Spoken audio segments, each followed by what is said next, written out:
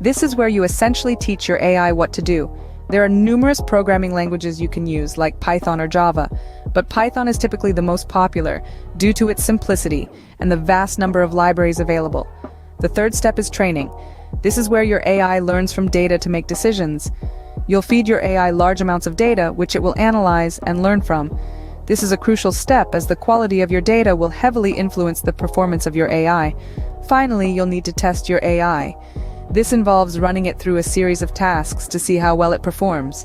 Any issues that arise can be fixed by tweaking your code or retraining your AI with more or different data. Remember, each of these steps is crucial to the performance of your AI. Don't rush the process. Take your time to understand each step and you'll be well on your way. And there you have it, a basic guide to building your own AI. So, what have we learned today?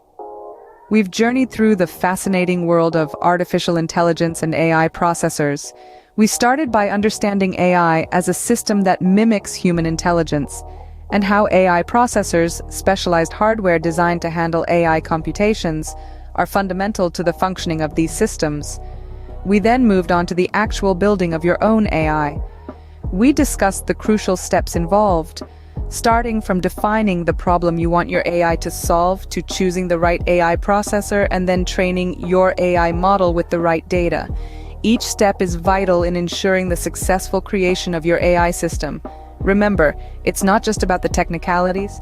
It's about the problem you want to solve, the impact you want to make. It's about being a part of the AI revolution, contributing to the future of technology.